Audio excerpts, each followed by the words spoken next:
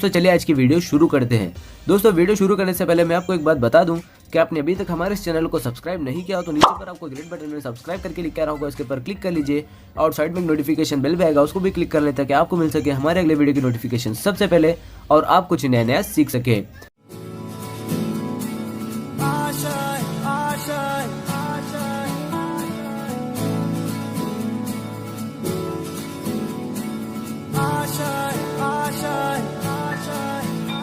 कुछ पाने की हो आस आस, कोई अरमा हो जो खास खास आशाएं, हर कोशिश में हो बार बार करे दरियाओं को आर पार आशाएं, तूफानों को चीर के मंजिलों को छीन ले आशाएं, ले दिल की उम्मीदें हंसे होंगी, अब मुश्किल नहीं कुछ भी, नहीं कुछ भी, आशाएं ले दिल की। हेलो स्टूडेंट्स, तो अपनी थोड़ीक रचना अधूरी हती આપણે ત્યાંથી જ ચાલુ કરીએ છીએ। આ રચના ઓલરેડી આપણે સમજી ચૂક્યા છીએ। તો હવે આપણે જોઈએ કે ભાઈ કોષરસ પટલમાંથી આપણે જોયું હતું છેલ્લે કોષરસ પટલ। આ જે કોષરસ પટલ છે તેની અંદર જે વિશિષ્ટ રચનાઓ નીકળે છે આપણે તેનો થોડોક અભ્યાસ કરવાનો છે। તો એની અંદર વિદ્યાર્થી મિત્રો પહેલા આપણે જોઈએ મેસોઝોમ્સ।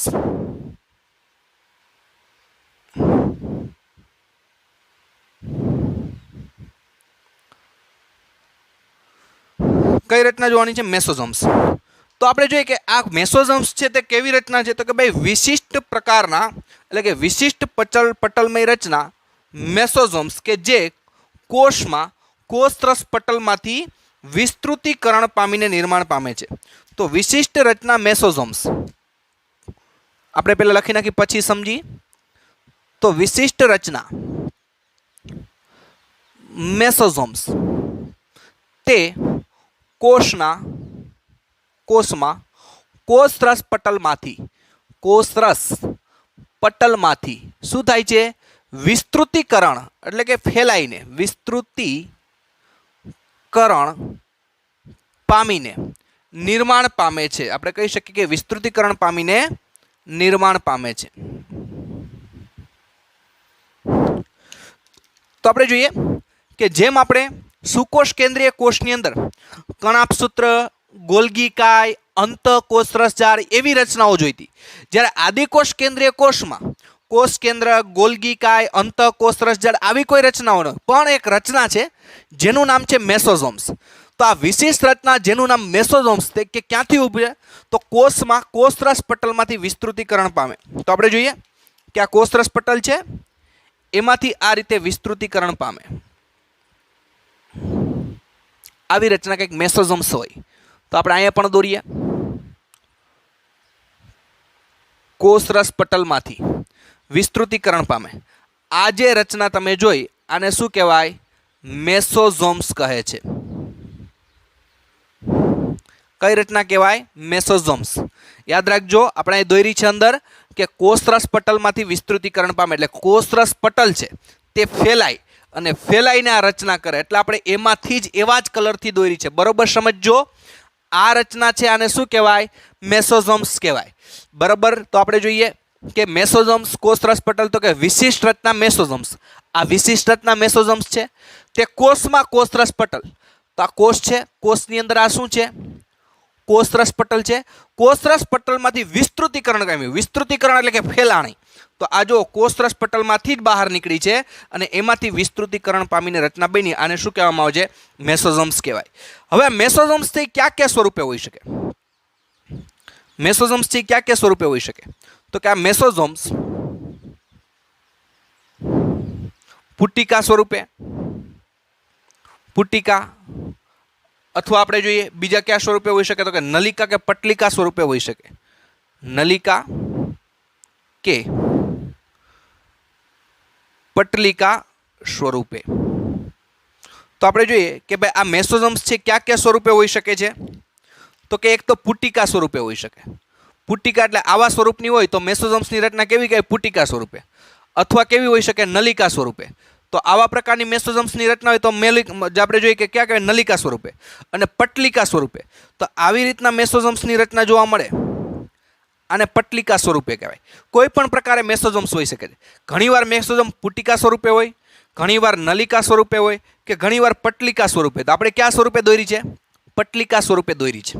એવું જરૂરી નથી કે આવી જ હોય. તો આ રીતના મેસોઝોમ્સ છે તો કે વિશિષ્ટ પ્રકારની મેસોઝોમ્સ કોષરસ પટલમાંથી વિસ્તૃતીકરણ પામે છે. અને કયા કયા સ્વરૂપે જોવા મળે? તો કે પુટિકા સ્વરૂપે હોય, કા નલિકા સ્વરૂપે હોય, અથવા તો કયા સ્વરૂપે હોય? પટલિકા સ્વરૂપે પણ તે હોઈ શકે છે. તો ત્યારબાદ વિદ્યાર્થી મિત્રો આપણે જોઈએ કે આ મેસોઝોમ્સની રચના કોષની અંદર શું કામ કરે. આપણે ખાલી બોલી છીએ, લખતા નથી, તમારી બુક્સની અંદર લખેલું જ છે. તો આ જે મેસોઝોમ્સ છે એ પહેલું શું કામ કરે? તો કે ભાઈ કોષ દિવાલના નિર્માણમાં મદદ કરે.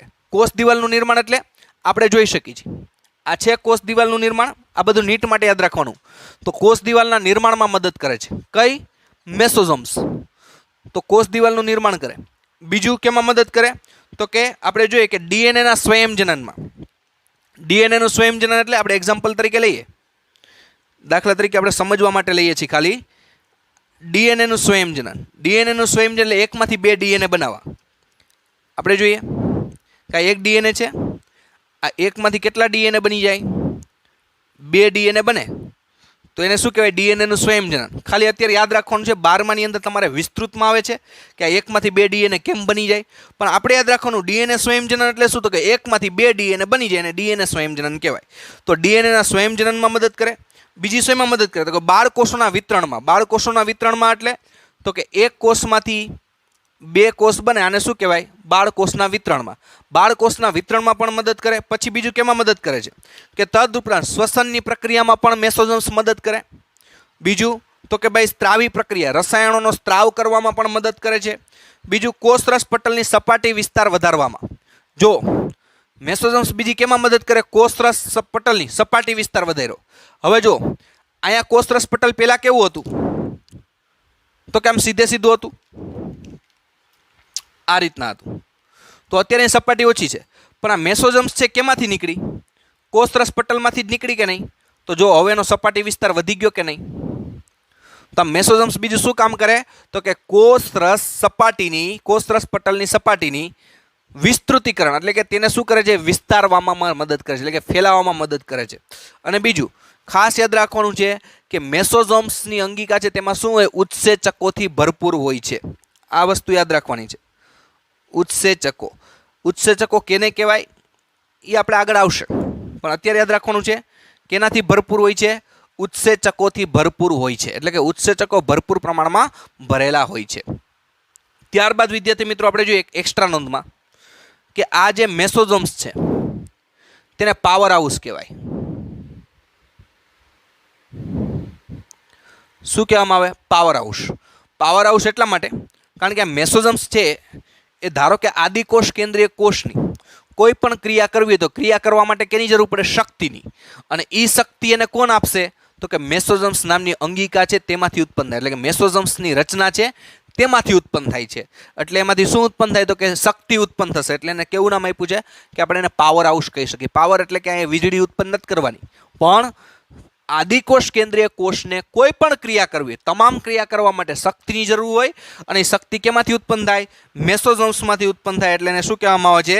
પાવર હાઉસ તરીકે ઓળખવામાં આવે છે. અથવા આપણે એમ પણ કહી શકીએ શક્તિઘર, કારણ કે એમાંથી શું ઉત્પન્ન થાય? કોષને ક્રિયા કરવા માટેની શક્તિ ઉત્પન્ન થાય, એટલે શક્તિઘર પણ કહી શકાય. ત્યારબાદ વિદ્યાર્થી મિત્રો આપણે એના પછીની રચના જોઈએ. આ આપણે મેસોઝોમ્સ જોયું, આ તમારે લખી લેવાનું છે, હું આને જવા દઉં છું. એના પછીની રચના આપણે જોઈ તો કે ક્રોમેટોફોર. કઈ રચના જોવાની છે? ક્રોમેટોફોર રચના. તો આપણે જોઈએ બીજી રચના ક્રોમેટોફોર. તો આ ક્રોમેટોફોરની રચનામાં શું હોય? તો પહેલા તો આપણે જોઈએ કે આ ક્રોમેટોફોર રચના છે એ બધા આદિકોષ કેન્દ્રીય કોષ ધરાવતા સજીવમાં ન હોય, પણ વિશિષ્ટ પ્રકારના બેક્ટેરિયા જેમ કે સાયનોબેક્ટેરિયા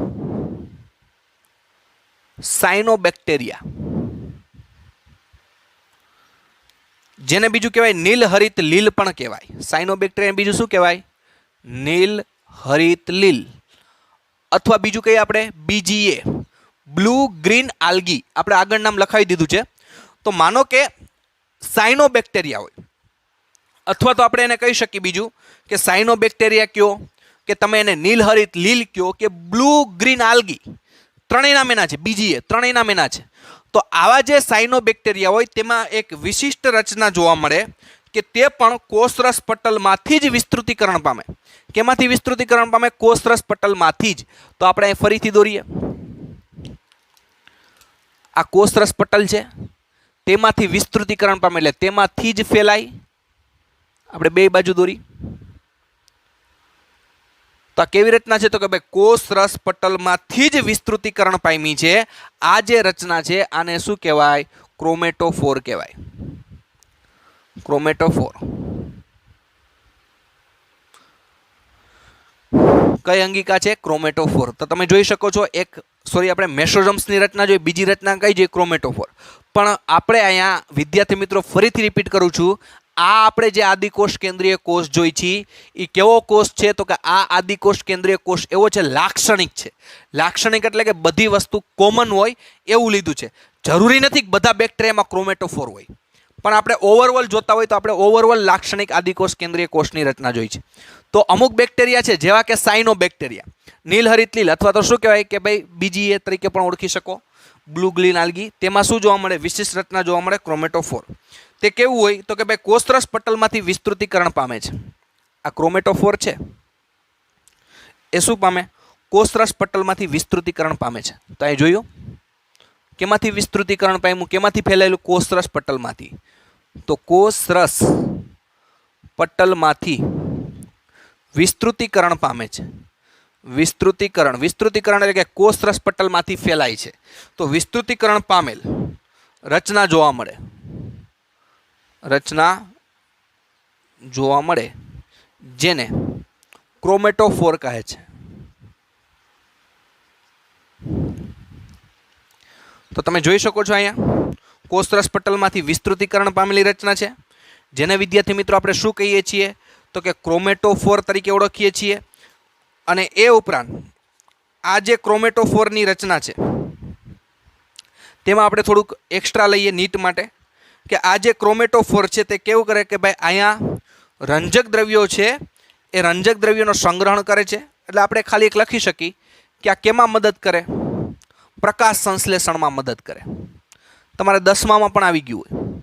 પ્રકાશ સંશ્લેષણ એટલે કે પ્રકાશની મદદથી પ્રકાશના કિરણોનું શોષણ કરે અને એમાંથી ખોરાક બનાવે, એટલે એને શું કહેવાય? પ્રકાશ સંશ્લેષણ. તો ક્રોમેટોફોર છે કેમાં મદદ કરે? આપણે એક્સ્ટ્રામાં લઈએ છીએ કે ક્રોમેટોફોર છે પ્રકાશ સંશ્લેષણમાં મદદ કરે, એટલે કે ખોરાક બનાવવામાં. કેમાં મદદ કરે છે? ખોરાક બનાવવામાં મદદરૂપ થાય છે. તો આપણે લખી નાખી કે ક્રોમેટોફોર કેમાં મદદ કરે? તો કે ભાઈ એક પ્રકાશ સંશ્લેષણમાં,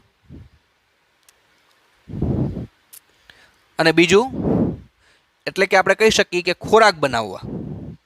પ્રકાશ સંશ્લેષણ વાળા શું થાય? ખોરાક બને. તો બધામાં ક્રોમેટોફોર નામની રચનાઓ એવું જરૂરી નથી વિદ્યાર્થી મિત્રો. ફરીથી રિપીટ કરું છું, આ આપણે જે કોષ જોઈએ છીએ એ કોષ કેવો છે? તો કે ભાઈ લાક્ષણિક કોષ છે. લાક્ષણિક કોષ છે એટલે કે બધા બેક્ટેરિયાને આવરી લઈને આપણે એક રચના બનાવી છે. કે બધા બેક્ટેરિયામાં આવી રચનાઓ એવું જરૂરી નથી ક્રોમેટોફોર હોય એવી. તો બધા બેક્ટેરિયાને આવરીને રચના બનાવી છે, એટલે લાક્ષણિક આદિકોષ કેન્દ્રીય કોષનો અભ્યાસ કરી છે. એમાં એક રચના જોઈએ ક્રોમેટોફોર. તો ક્રોમેટોફોર તો પહેલા કેમાં જોવા મળે? સાયનોબેક્ટેરિયા, નીલહરિત લીલ અથવા તો બ્લુ ગ્રીન આલ્ગીમાં જોવા મળે. તે શું છે? તો કે કોષરસ પટલમાંથી વિસ્તૃતીકરણ પામતી રચના છે. કોષરસ પટલમાંથી જ ઉદ્ભવેલી છે. અને કેમાં મદદ કરે? પ્રકાશ સંશ્લેષણ અને ખોરાક બનાવવામાં મદદ કરે છે. તો એનો મતલબ એમ કે એની અંદર શું થશે કે રિબોઝોમ્સ, અથવા આપણે કહી શકીએ કે ભાઈ કોષરસ પટલમાંથી વિસ્તૃતીકરણ પામે એટલે તેની અંદર રંજક દ્રવ્યો છે તેનો સંગ્રહણ થતો હશે. ત્યારબાદ વિદ્યાર્થી મિત્રો આપણે જોઈએ બીજી રચના છે, એના વિશે અભ્યાસ કરી કશા. કેના વિશે અભ્યાસ કરો? કશા. આ તમારે લખી લેવાનું છે, હું જવા દઉં છું, બરાબર છે? કશા વિશે આપણે અભ્યાસ કરી.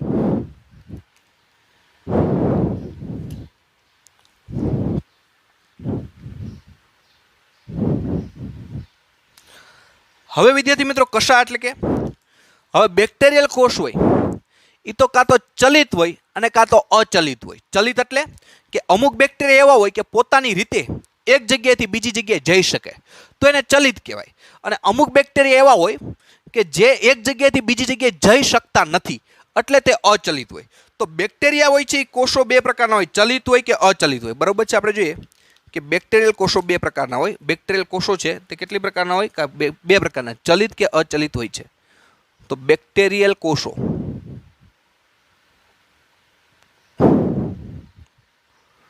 ચલિત કે અચલિત હોય? ચલિત કે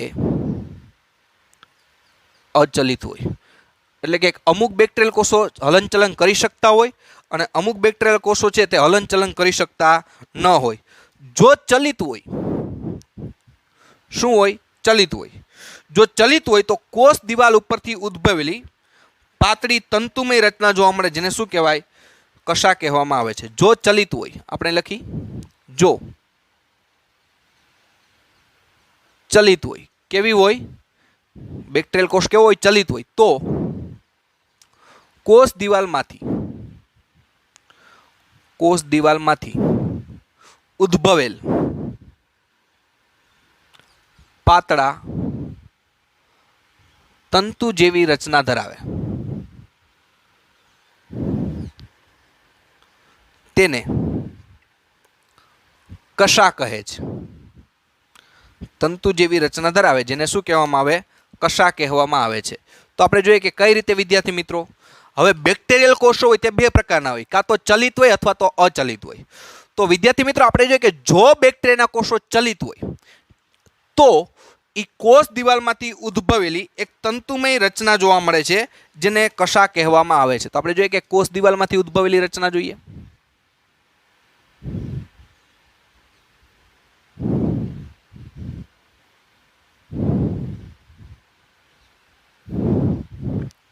દેખાય છે કોષ દિવાલમાંથી ઉદ્ભવેલી આ એક તંતુમય રચના।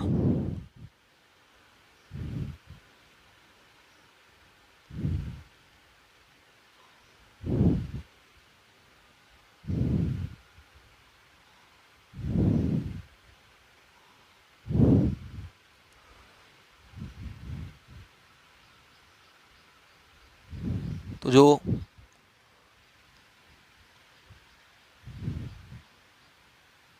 કોષ દિવાલમાંથી ઉદ્ભવેલી કેવી છે? આ તંતુમય રચના દેખાય છે। આ આખી રચનાને શું કહેવાય? કશા કહેવામાં આવે છે। યાદ રાખજો વિદ્યાર્થી મિત્રો, તો કોષ દિવાલમાંથી ઉદ્ભવેલી રચના કઈ છે? કશા હોય છે। કશા એટલે એક પ્રકારનો લાંબો તંતુ। કેવો તંતુ? એકદમ લાંબો તંતુ। આપણો વાળનો તંતુ હોય તો વિદ્યાર્થી મિત્રો આપણે એમ કહી શકીએ બેનોના વાળ જો લાંબા હોય ને, બેનોના વાળ કેવા હોય છે? લાંબા હોય। તો બરોબર છે, આપણે જોઈએ કે સ્ત્રીઓના વાળ લાંબા હોય છે તો એ લાંબો વાળ છે એને શું કહેવાય? કશા કહી શકાય। તો આ રીતના કશા એટલે તો કે ભાઈ કોષ દિવાલમાંથી ઉદ્ભવેલી છે। કોષ દિવાલમાંથી ઉદ્ભવેલી તો લાંબો તંતુ હોય છે એટલે કે તંતુમય રચના હોય છે જેને શું કહેવાય? કશા કહેવાય। તો એનો મતલબ એમ વિદ્યાર્થી મિત્રો, જે બેક્ટેરિયામાં કશા હશે તે બેક્ટેરિયા ચલિત હશે અને જે બેક્ટેરિયામાં આ કશા નહીં દેખાતી હોય એ બેક્ટેરિયા કેવા હશે? અચલિત હશે। આ વસ્તુ મગજમાં ખાસ રાખવાની છે કે જે બેક્ટેરિયાની અંદર કશા હશે કોષ દિવાલમાં તે ચલિત હશે ને જે બેક્ટેરિયાની અંદર કશા નહીં હોય તે કેવા હશે? અચલિત હશે। હવે વિદ્યાર્થી મિત્રો આપણે જોઈએ કે જુદા જુદા બેક્ટેરિયામાં કોષોની ગોઠવણી અને તેની સંખ્યા જુદી જુદી હોય। તો આપણે જોઈએ કે અહીંયા જે કશા છે તે જરૂરી નથી કે એક જ હોય। અમુક બેક્ટેરિયામાં 2 કશા હોય, અમુક બેક્ટેરિયામાં 4 કશા હોય, અમુક બેક્ટેરિયાની અંદર 8 કશા પણ હોય। તો આવી કશા એક જ હોય એવું જરૂરી નથી અને એની ગોઠવણી પણ જુદી જુદી હોય। કશા અહીંયા જ હોય એવું જરૂરી નથી, બે બાજુ એક એક હોય અથવા બે બાજુ બબે હોય, બે બાજુ 3 હોઈ શકે। એટલે કે બેક્ટેરિયલ કોષમાં આપણે જોઈએ કે કોષ દિવાલમાંથી ઉદ્ભવતી તંતુમય રચના છે। કેમાંથી ઉદ્ભવે? કોષ દિવાલમાંથી। તો કોષ દિવાલમાંથી ઉદ્ભવતી તંતુમય રચના છે તેમાં તે શું હોય છે કે તેને કશા કહેવામાં આવે છે। જો બેક્ટેરિયા કશા ધરાવતા હોય તો ચલિત હોય અને જો કશા ન હોય તો કેવા હોય? અચલિત હોય। હવે આપણે કહીએ કે બેક્ટેરિયલમાં કશામાં 3 ભાગ હોય। આપણે લખી કે કશામાં 3 ભાગ હોય। તો આપણે ક્વેશ્ચન થાય કે ભાઈ કશામાં ક્યાં 3 ભાગો હોય? બરોબર છે, તો આપણે જોઈએ કે 3 ભાગો ક્યાં ક્યાં? એક તલકાય, તલભાગ એટલે આ નીચેનો ભાગ છે તલભાગ, બીજો તંતુ એટલે આટલો ભાગ છે તંતુ, છેલ્લે કયો હોય? અંકુશ। તો 3 ભાગ ક્યાં ક્યાં છે? આપણે લખતા પણ જાય એટલે આપણે ખ્યાલ આવે કે 3 ભાગમાં એક તલકાઈ, તંતુ અને અંકુશ. અહીંયા ધ્યાન રાખજો વિદ્યાર્થી મિત્રો, વાં કશા છે હું અહીંયા દોરું છું. આટલો ભાગ છે નીચેનો, આને શું કહેવાય? તલકાઈ કહેવાય. હવે અહીંયાથી કોષ દિવાલમાંથી આ રીતના બહાર નીકળો છે, આટલો ભાગ અહીંથી લઈને અહીંયા ભાગ, એને શું કહેવાય? તંતુ કહેવાય. અને આગળ જે રીતના વળાંક લીધો છે, જોઈ શકો છો અહીંયા પણ વળાંક છે, આને શું કહેવાય? અંકુશ. તો ખ્યાલ આવી જાય વિદ્યાર્થી મિત્રો કે કશા હોય, કશામાં કેટલા ભાગ હોય? 3. આ નીચેનો ભાગ છે આટલો, અને તલકાઈ આટલો ભાગ છે એને તંતુ, અને અહીંયા જે ગોળાકાર અહીંયા ભાગ દેખાય એને શું કહેવાય? અંકુશ. તો આમ કશામાં કેટલા ભાગો હોય છે? 3 ભાગ હોય. કશા હોય તે સૌથી મોટી રચના છે. કેવી રચના છે? મોટી રચના છે. અને કોષ રસમાંથી બહારની તરફ લંબાયેલી હોય. તો આપણે જોઈએ કે કશા છે એ મોટી રચના છે, અને કોષ રસમાંથી બહાર તરફ શું હોય છે? લંબાયેલી રચના તમે એની અંદર જોઈ શકો છો. અને બીજું, આ કશા છે કયા પ્રોટીનની બનેલી છે? લખી નાખીએ આપણે. ફ્લેજેલિન નામના પ્રોટીનની બનેલી હોય છે કશા.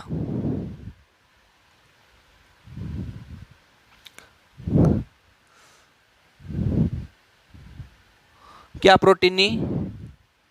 ફ્લેજેલિન. ફ્લેજેલિન પ્રોટીનની બનેલી હોય છે. યાદ રાખવાનું છે કે ફ્લેજેલિન નામના પ્રોટીન છે તેની બનેલી કશા હોય છે. હવે વિદ્યાર્થી મિત્રો એના પછી આપણે જોઈએ કે આ ઉપરાંત આપણે પહેલાં કોષ દિવાલ જોઈ, ત્યારબાદ આપણે શું જોયું કે એની અંદર મેસોઝોમ્સની રચના જોઈ, ક્રોમેટોફોરની રચના જોઈ, કશાની રચના જોઈ. હવે વિદ્યાર્થી મિત્રો આપણે બીજી જોઈએ કે કશા સિવાયના પણ તંતુઓ આવેલા હોય, કંઈક આ પ્રકારે આની સપાટી ઉપર આ રીતના તંતુઓ આવેલા હોય. તમે જોઈ શકો છો અહીંયા આ રીતના શું આવેલા હોય છે? તંતુ આવેલા હોય છે. કેની સપાટી ઉપર? બેક્ટેરિયલ સપાટી ઉપર. પણ આ કશા જેટલા લાંબા હોતા નથી. તો આપણે કહીએ કે આ જે તમને તંતુ જોવા મળે તેમાં 2 પ્રકાર હોય. આપણે જોઈએ કે આ તમે જે તંતુ જોવો છો એમાં 2 પ્રકાર છે, એક પીલી અને ફિમ્બરી. જોઈએ વિદ્યાર્થી મિત્રો, આવા જે નાના નાના તંતુઓ છે તેમાં 2 પ્રકાર છે. ક્યાં ક્યાં છે? એક પીલી છે અને બીજું કયું છે? ફિમ્બરી છે. તો આપણે જોઈએ, આપણે કશાની વાત પૂરી કરી. તમે લખી નાખજો તમારી રીતે બોર્ડ વર્કમાં. હવે આપણે પીલી કે ફિમ્બરી વિશે ચર્ચા કરી.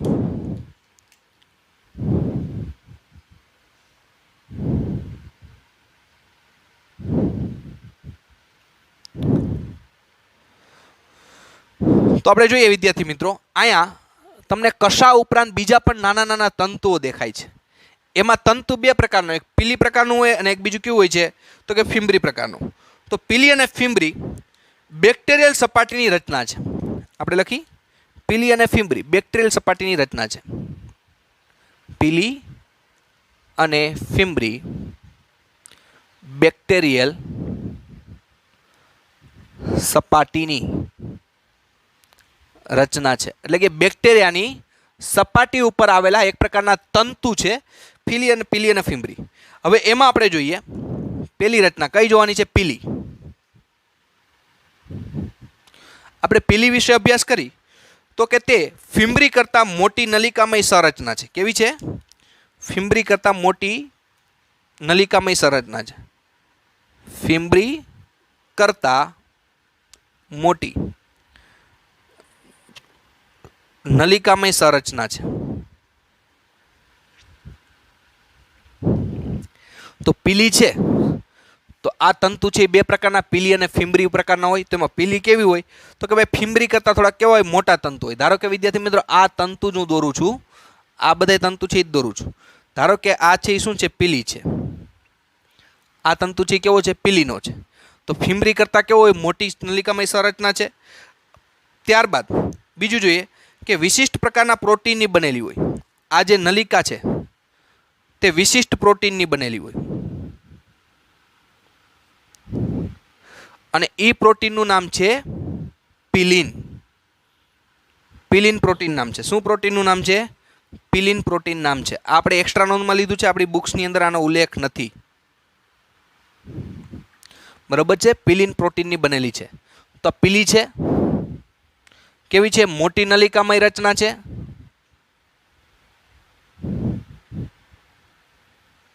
અને કયા પ્રોટીનની બનેલી છે? તો કે પિલિન પ્રોટીનની બનેલી છે. કયા પ્રોટીનની બનેલી છે? પિલિન નામના પ્રોટીનની બનેલી છે. એટલે કે આ ઉપરાંત હવે જોઈએ કે કેમાં મદદ કરે? તો કે સમયુગ્મનમાં મદદ કરે છે. સમયુગ્મનમાં મદદ કરે છે. કઈ પત્તીમાં? સમયુગ્મનમાં. તો આપણે લખી સમયુગ્મનમાં મદદ કરે છે. તો આપણે પ્રશ્ન થાય વિદ્યાર્થી મિત્રો કે સમયુગ્મન એટલે શું? બરોબર છે.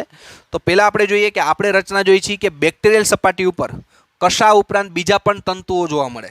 હવે આ તંતુ છે, એક વસ્તુ યાદ રાખજો કે આ તંતુ જે નાના છે, કશા કરતા નાના છે બે, એ તંતુ બેક્ટેરિયાને ચલિતતામાં કોઈ મદદ નથી કરતા, એટલે કે ચાલવામાં મદદ નથી કરતા. બરોબર છે. કશા હોય તો જ બેક્ટેરિયાને ચાલવામાં મદદ કરે. પણ જ્યારે આ પીલી કે ફિમ્બ્રી જેવા તંતુ છે તે ચાલવામાં મદદ નથી કરતા. તો પીલી કેવી છે? એ પણ નલિકામય સંરચના છે, એક પ્રકારનું તંતુ જ છે, પણ કશા જેવડો ન હોય. પણ પીલી છે એ કેના કરતાં મોટી હોય? તો કે ફિમ્બ્રિન તંતુ છે એના કરતાં પીલી છે તે કેવો તંતુ છે? મોટી રચના છે. હવે આ પીલી શબ્દ એટલા માટે ના આપવામાં દીધો આ તંતુને, કારણ કે તે એક વિશિષ્ટ પ્રકારના પ્રોટીનનો બન્યો છે અને એ પ્રોટીનનું નામ છે પિલિન. પ્રોટીનનું નામ પિલિન છે એટલે એનું તંતુનું નામ કેવું આપી દીધું? પીલી એવું આપ્યું. તો નલિકામય સંરચના છે, પિલિન પ્રોટીનના બને સમયુગ્મનમાં મદદ કરે. સમયુગ્મનમાં મદદ એટલે કઈ રીતે? આપણે જોઈએ. માનો કે આ બેક્ટેરિયાની આપણે બે બેક્ટેરિયા દોરીએ. આ બે બેક્ટેરિયા દોર્યા. હવે માનો કે એમાં આ રીતના પીલી આવેલી છે. ક્યાં તંતુ છે? પીલીના તંતુ છે. હવે આ પીલીના તંતુ છે એકબીજા સાથે જોડાઈ જાય. એક બેક્ટેરિયા બીજા બેક્ટેરિયા, પીલીના તંતુ એકબીજા સાથે કેવા ક્યાં જોડાઈ ગયા? નજીક નજીક હોય એટલે. એક કોષ કેન્દ્ર અહીંયા છે, એક કોષ કેન્દ્ર અહીંયા છે. તો જ્યારે લિંગી પ્રજનન થાય, લિંગી પ્રજનન કેને કહેવાય પછી આવશે વિદ્યાર્થી મિત્રો. આ ખાલી એક એક્સ્ટ્રા માહિતી તમને નીટ માટે આપું છું કે સમયુગ્મન એટલે શું. તો કે એક બેક્ટેરિયા છે, બીજો બેક્ટેરિયા છે, એમાં પીલી આ રીતના ફેલાયેલી હોય, આ રીતના નલિકા પીલી છે એકબીજા સાથે જોડાઈ જાય એટલે આને કેવી નલિકા કહેવાય? કે હવે આનું જે કોષ કેન્દ્ર છે એ કોષ કેન્દ્ર આ નલિકા મારફતે ક્યાં આવી જાય? બીજા બેક્ટેરિયામાં વહી જાય. બરોબર છે. તો આ નલિકા છે ને કેવું કહેવાય? સમયુગ્મન નલિકા. અથવા આ જે પ્રક્રિયાથી એક બેક્ટેરિયાનું કોષ કેન્દ્ર ક્યાં વહી ગયું? બીજા બેક્ટેરિયામાં વહી ગયું, આને સમયુગ્મન કહેવાય. તો હવે વિદ્યાર્થી મિત્રો ખબર પડી ગઈ છે કે પીલી છે કેવી છે? મોટી નલિકામય રચના છે. કેના કરતાં? ફિમ્બ્રી કરતાં. કશા કરતાં મોટી નહીં, પણ ફિમ્બ્રી કરતાં મોટી છે અને એ ઉપરાંત સમયુગ્મનમાં મદદ કરે છે. ત્યારબાદ આપણે બીજી રચના જોઈએ, ફિમ્બ્રી. કઈ રચના જોવાની છે? ફિમ્બ્રી. તો ફિમ્બ્રી વિશે આપણે ચર્ચા કરીએ તો ફિમ્બ્રી છે તે કોષ આપણે જોઈએ કે કોષ પર ઉદ્ભવેલી પીલી કરતાં નાની તંતુમય રચના છે. ફિમ્બ્રી પીલી કરતાં નાની તંતુમય રચના છે. પીલી કરતાં કેવી છે? નાની તંતુમય રચના છે. અને આ નાના તંતુને રચના એટલે કે જોયું આપણે અહીં જોયું હતું કે આ નલિકા મોટી છે, તો ફિમ્બ્રી છે એ પણ નલિકામય છે, પણ કેવી હોય? નાની. પીલી કરતાં કેવી રચના હોય? નાનો તંતુ હોય. ત્યારબાદ વિદ્યાર્થી મિત્રો આપણે ફિમ્બ્રી વિશે ચર્ચા કરી કે ફિમ્બ્રી છે એ ફિબ્રિલિન પ્રોટીનના બનેલા હોય. કયા પ્રોટીનના બનેલા હોય? ફિબ્રિલિન.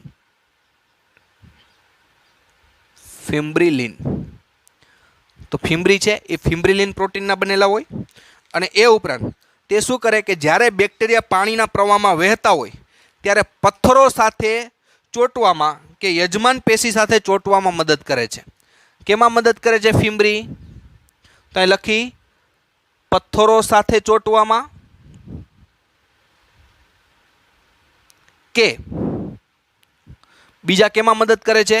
તો કે કાં તો પથ્થરો સાથે ચોંટવામાં અથવા યજમાન પેશી ઉપર ચોંટવામાં.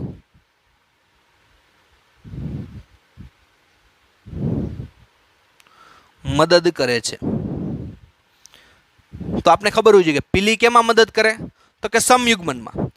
ફીમરી કેમાં મદદ કરે તો બેક્ટેરિયાને જેને પથ્થર ઉપર ચોંટવું હોય, પાણીના વહેણમાં જતા હોય પથ્થર ઉપર ચોંટવું હોય ત્યારે તે શું કરે છે, તેની મદદ કરતા જોવા મળે છે। તો વિદ્યાર્થી મિત્રો આ આપણે વાત કરી પીલી અને ફીમરી વિશે। તો હવે આપણે જોઈએ વિદ્યાર્થી મિત્રો એક એક્સ્ટ્રા આપણે લઈ લઈએ કે એક અંગિકા છે, જે અંગિકાનું નામ છે હિટ્રોસિસ્ટ। બીજી એક આવી અંગિકા હોય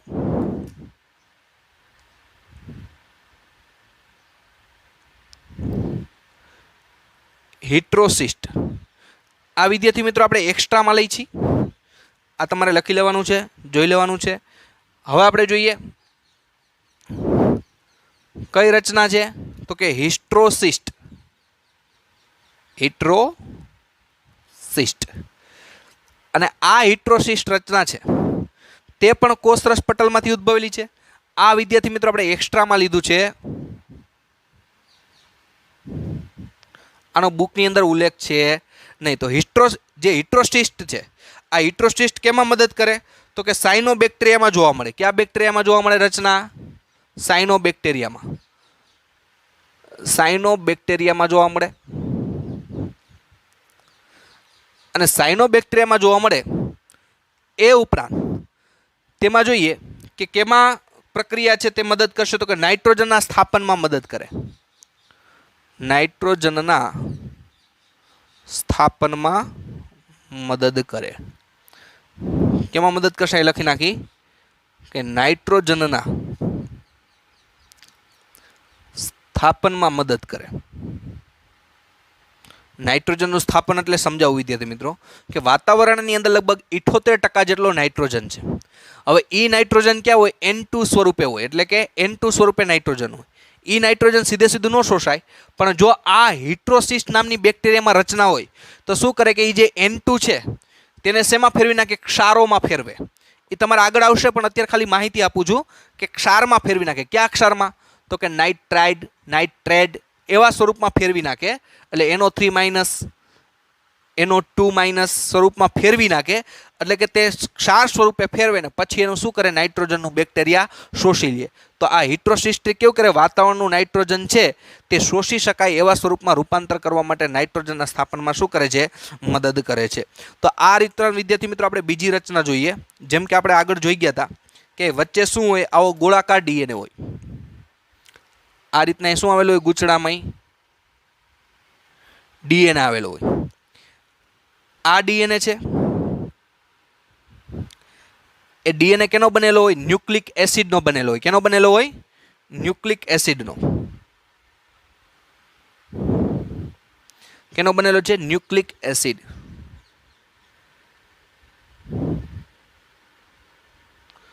અને આ જે મુખ્ય ડીએનએ હોય એ ન્યુક્લિક એસિડનો બનેલો છે, પણ આ ડીએનએના ફરતે કોઈ કોષ કેન્દ્ર હોતું, કોષ કેન્દ્ર પટલ હોતું નથી। એટલે આપણે એને કહી શકીએ ન્યુક્લિઓટાઇડ। ન્યુક્લિઓટાઇડ ફૂલ ફોર્મ લખીએ આપણે, ન્યુક્લિઓઇડ। શું નામ તરીકે ઓળખાય? ન્યુક્લિઓઇડ તરીકે ઓળખાય છે। તો આ જે ડીએનએ છે મુખ્ય ડીએનએ। એ ઉપરાંત વિદ્યાર્થી મિત્રો આપણે જોયું હતું આગલા લેક્ચરની અંદર, એના આગલા લેક્ચરની અંદર કે એક વધારાનું ગોળાકાર ડીએનએ હોય। આપણે જોઈએ વધારાનું ગોળાકાર ડીએનએ, જેને શું કહેવાય? પ્લાઝમિડ। શું કહેવામાં આવે છે? પ્લાઝમિડ। બરોબર યાદ રાખજો, એક વધારાનું ગોળાકાર ડીએનએ હોય જેને પ્લાઝમિડ કહેવાય। એ ઉપરાંત વિદ્યાર્થી મિત્રો આપણે જોયું હતું કે આખા વિસ્તારની અંદર શું આવેલો હોય? કોષરસ।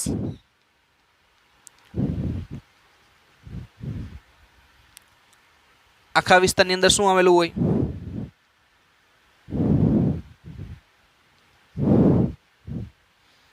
અહીં આપણે લખી શું આવેલો છે? કોષરસ। એ ઉપરાંત બીજી જેમ કે આ રીતના આદિકોષ કેન્દ્રીય કોષ અને સુકોષ કેન્દ્રીય કોષ બંનેમાં જોવા મળે।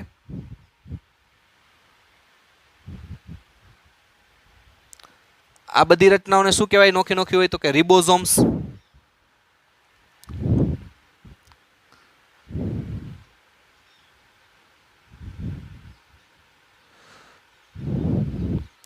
કઈ રચના છે? રિબોઝોમ્સ. તો વિદ્યાર્થી મિત્રો આ આકૃતિ તમારે લખવાની છે. આપણે જે અહીં વસ્તુ લખી છે એ તમારે લખવાની છે.